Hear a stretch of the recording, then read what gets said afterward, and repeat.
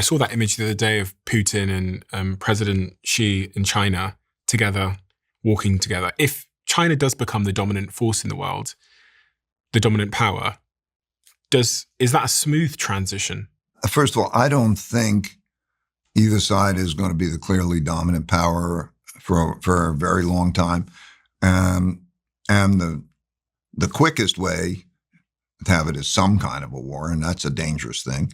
But maybe it evolves, hopefully, the way the Soviet Union evolved, that the worry of mutually assured destruction keeps everybody not having that kind of war, and then the systems, one system or another system, wins. But that's an evolutionary process, and I can't say. Do you think much about timeframes? Because when I was going through the changing world order, there seems to be somewhat consistent or predictable timeframes when these transitions happen. Do you think about where we are? Well, they're long-term big cycles, right? It's like a life cycle. On average, they are about a life cycle, about 80 years. But it's not predetermined, just like your life cycle is not predetermined. Like if you take care of yourself and don't smoke, eat well, exercise, and so on and so forth, then you will probably have a longer life cycle than if you don't take care of yourself. And it's kind of like that, and so you see them in history, they evolve, but you can see the symptoms. Okay, you can see the actions and the symptoms, which, like taking a physical, then gives you a sense of where they are in their life cycles. We're 80 years from World War II. 80 years from World War II, yeah. And you're seeing the symptoms? Yeah. Symptoms are clear. They're all in that book. You can see the charts of all the systems. Is it something to be worried about or concerned about if you're in the United States? No shit. I mean, yes. And then the question is how you as an individual handle it. How do I as an individual handle it? Well, first of all, I think you have to be aware of the situation and the risks. For me and my family, though, in terms of risks and how I should counteract those risks, is it a case of me saving for a rainy day? Is it a case? That's part of it. Yeah. There's a saying in Hong Kong, a Chinese saying, which is a smart rabbit has 3 holes. And what that means is you can see, is it the UK or the US? And I can then move to the better place and get out of the place that's a terrible place. So can I successfully be an immigrant or whatever and change my location? Throughout history, that's been important. So the ability to go to good places and away from bad places. So that's part of it.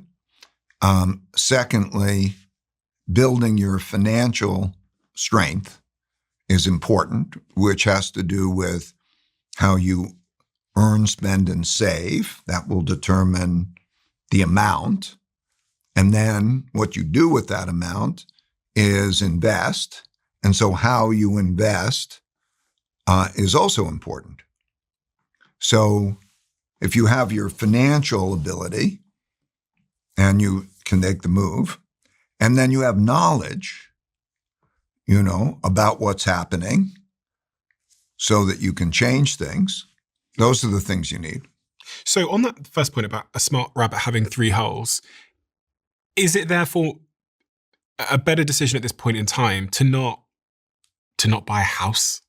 Because a lot of people end up buying a house and it anchors them to a place.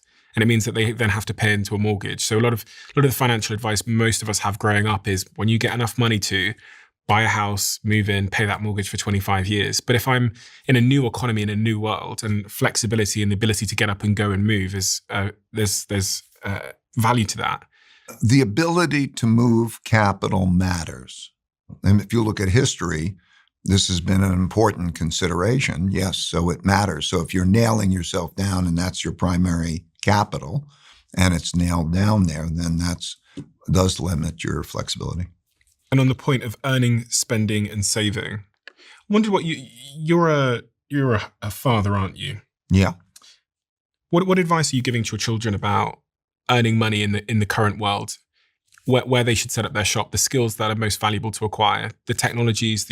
We talked about the US being one of the better places to build your career for all the reasons you described.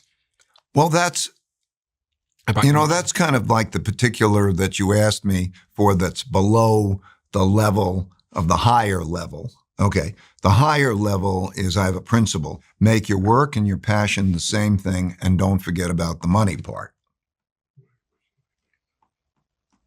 Okay. If you make your work and your passion the same thing so that you're really enjoying your work, you'll have an enjoyable, satisfactory life, and you'll probably be better at your career. That, as a result, you probably advance and so on. So you have a happier life, and you will have probably a more successful life. But it is true that the careers that you choose will have financial implications. Mm-hmm. And if you say, I want to be a poet or something along those lines, you better consider the financial implications of that.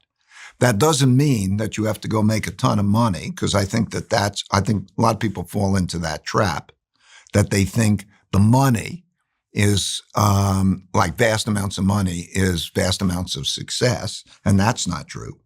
In other words, is your work and your passion the same thing? So I think that what brings people happiness is meaningful work and meaningful relationships.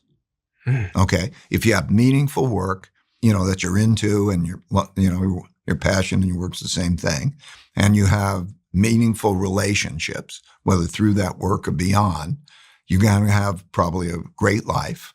Okay. And so you have to keep that in mind. And it doesn't have much correlation past a certain level of money. Mm-hmm. It doesn't have much correlation with that well-being, with the amount of money you have.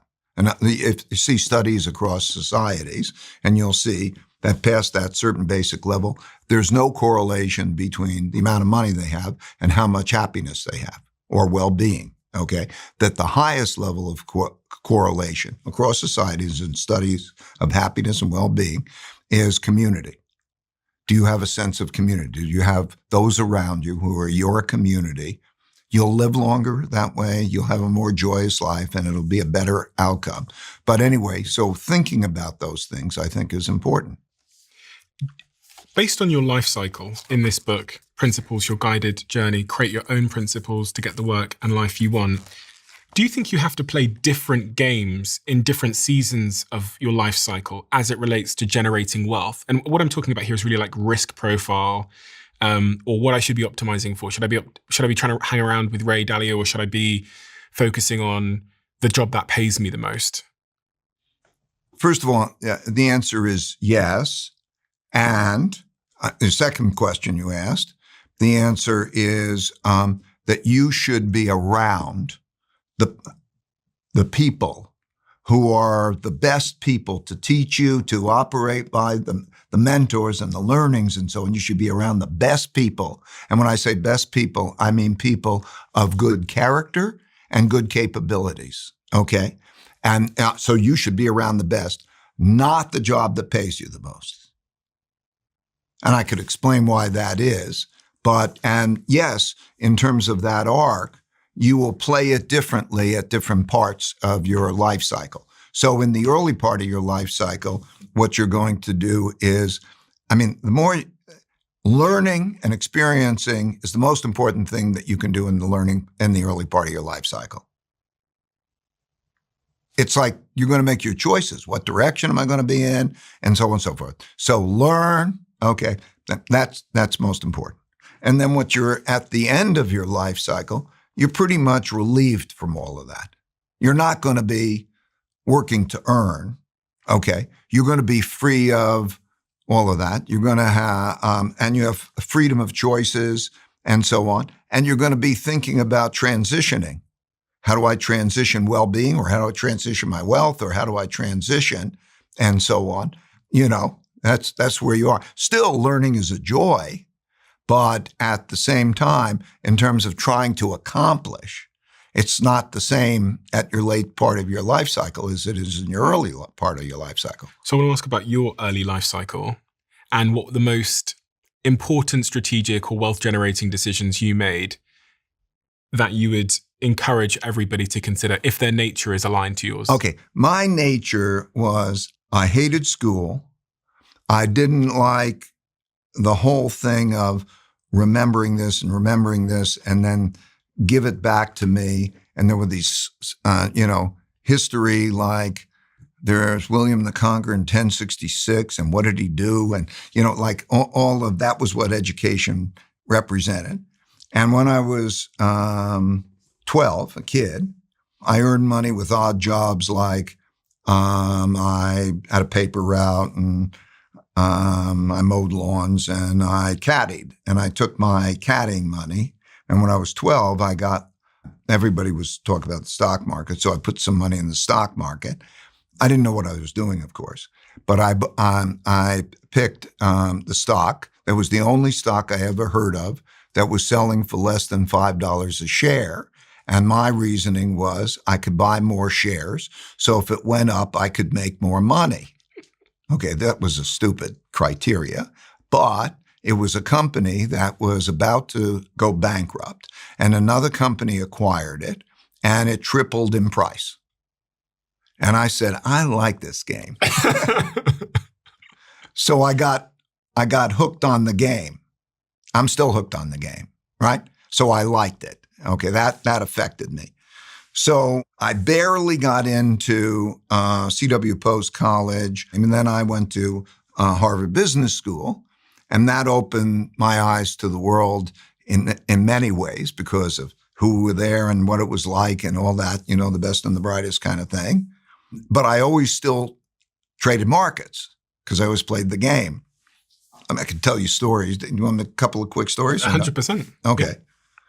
So I'm clerking on the floor of the New York Stock Exchange between graduating from college and in the summer, between graduating from college and going to Harvard Business School. And that is the summer of 1971. Mm-hmm. And on August 15th, 1971, Richard Nixon gets on the television and says that, the promise that you were going to be able to take your paper money and go get gold, you can't do that. And we're going to cut that off. He didn't say it in exactly those words, but money then was gold. And what we think of as paper money, fiat money, was claims on the gold. So I walked on the floor of the New York Stock Exchange that summer, and I thought the market was going to go down a lot, and the market went up a lot. And I didn't understand why, because I never went through a devaluation before. And I studied history, and I found that in March of 1933, Roosevelt got on the radio and made the exact same announcement that you're not going to get your gold and they're going to print the money. And when you print a lot of money, you have that. Okay. So I learned that history of things that never happened in my lifetime before were important things to understand. Okay. I went back then to Harvard Business School for 2 years. And 2 years later, as a result of all the printing of money and the oil shock, because of all of that, we had the 1973 oil shock. And now, because of my background, I'm hired to be director of commodities at a Wall Street brokerage firm. Okay. Mm-hmm. And then all sorts of things happened, turbulence and so on and so forth. That firm went broke. I went to another firm, and I was rowdy. I wasn't your typical good employee, follow everything. And so I got fired. And that was in 1975. And then but clients all liked me and for things. And so they would pay me for advice, and I continued to trade the markets. And that's when I formed Bridgewater. Okay. And what that was 1975. I just passed along Bridgewater 50 years later. Yeah. Okay. So there's a journey there that has failures and successes and learnings. I have a principle. Pain plus reflection equals progress.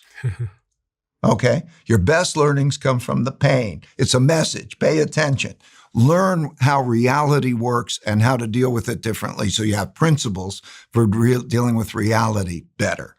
And I learned that process. And from that process, my company, Bridgewater, became the largest hedge fund in the world, extremely successful. Managing how much? $150 billion. 1,500 people, $150 billion.